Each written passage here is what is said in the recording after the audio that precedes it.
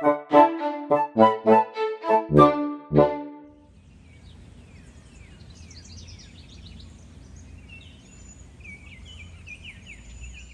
back, Pipers. Hobbiton Piper Kevin here, coming to you from the Arkansas River Valley in America. The Hobbit and the Lord of the Rings are so near and dear to my heart. Whether it's the books or Peter Jackson's films, I really connect with these works. And they've really gotten me through some very difficult times in my life, because they are stories about carrying a burden and seeing it through to the other side with the help of family and friends. So when I thought about something new I could bring you to watch today, with a focus more on the pipes and pipeweed side of Middle Earth, I got with my friend Russ Hicks. I've mentioned him several times before. He's my pipe smoking mentor, but he's also a freelance artist and illustrator. And I said, Russ, wouldn't it be fun if we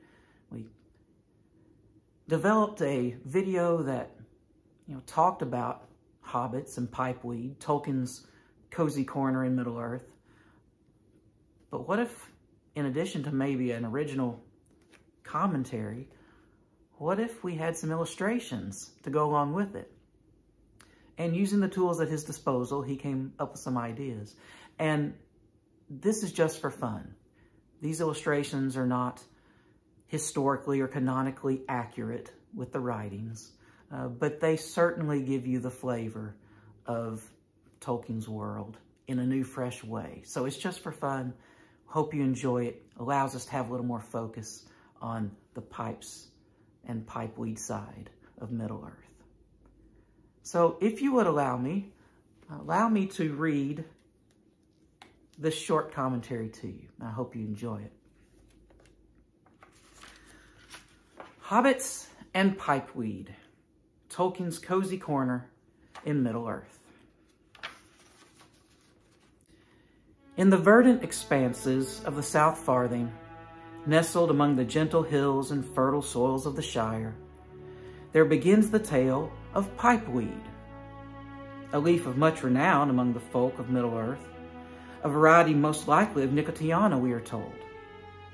Its story is entwined with the legacy of Tobald Hornblower, fondly known among hobbits as Old Toby.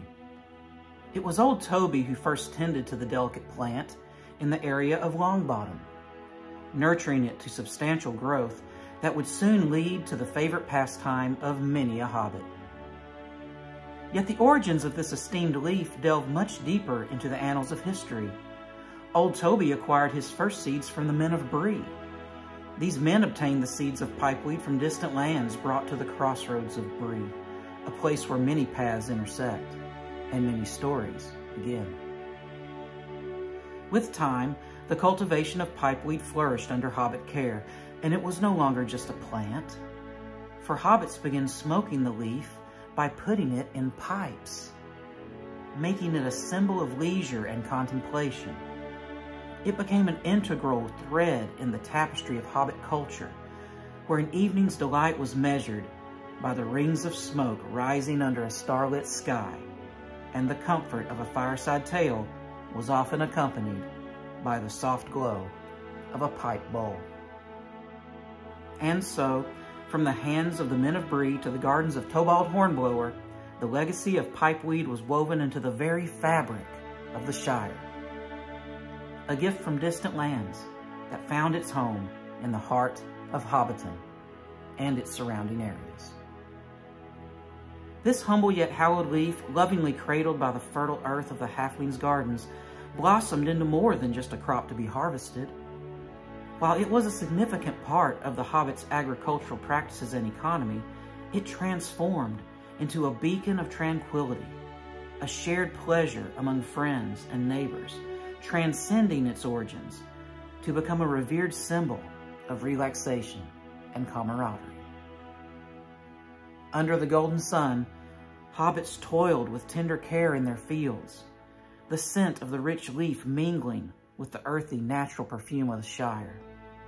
And as dusk fell and the stars blinked awake in the evening sky, these simple folk gathered upon porches, in cozy nooks, at the local inn, and around crackling hearths. Here they would kindle their pipes, draw in the soothing aromas, and watch with delight as smoke spiraled like wistful memories into the twilight air.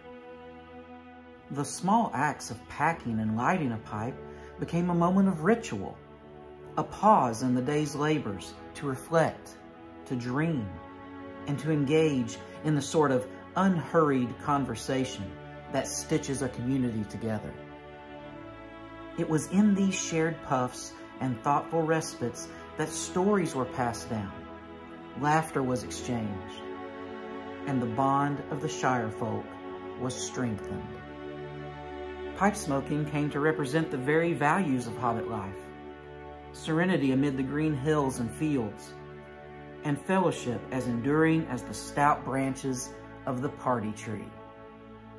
In every puff of smoke, every tenderly packed bowl, was the unspoken acknowledgement of a life well lived and well shared, a testament to the Hobbit's love for the simple comforts of good food, good drink, and a good pipe amongst good company.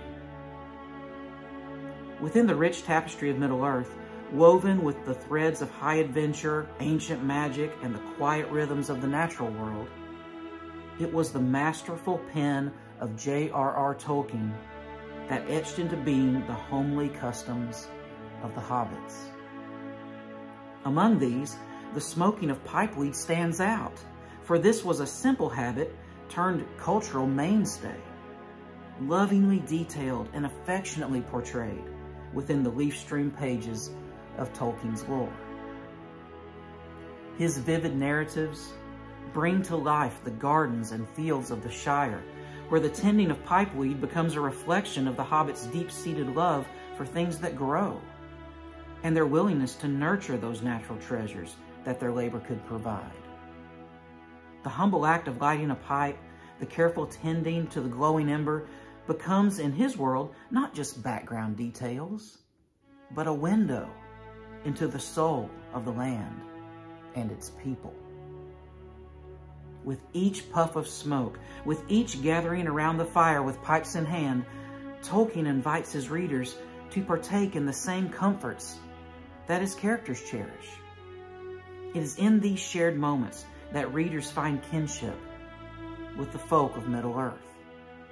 In these intimate acts, the characters come alive, not just names in a grand epic, but as living, breathing entities with habits and pastimes as familiar and comforting as those of our world. The integration of pipeweed into the daily lives of Middle-earth's inhabitants transcends mere narrative. It becomes a vessel for camaraderie, a catalyst for contemplation, and a symbol of the enduring spirit of the characters who partake in it. Tolkien, with his unparalleled descriptive power, turns this simple tradition into a relic of cultural significance, interlacing it with the rhythms of a world both vast in its scope and intimate in its details, making the Saga of Middle-earth not just a story to be read, but a world to be lived and breathed. As we traverse this sprawling epic laid before us in Tolkien's legacy, as each chapter provides a path winding through the majesty of Middle-earth, we are often beckoned to pause by the humble smoke of a hobbit's pipe. This gentle curling vapor, rising and mingling with the whispers of the old forest, or the laughter of the Green Dragon Inn, is our invitation to ease our pace.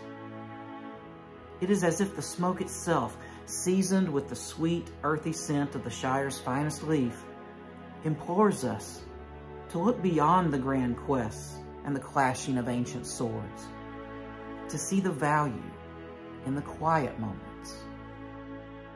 So as we close these books and reflect on the lessons within, there is one special act in particular that we can take with us from Middle-earth and enjoy it right here, right now, in our world, if we are so inclined, directly connecting us to a more simple but rich way of life. It is a reminder to slow down, to reflect, and to appreciate the simple comforts of each day, with kindness and fellowship as we exhale the warmth of contentment. This is the true essence of the Hobbit way, and it is all represented by smoking a pipe.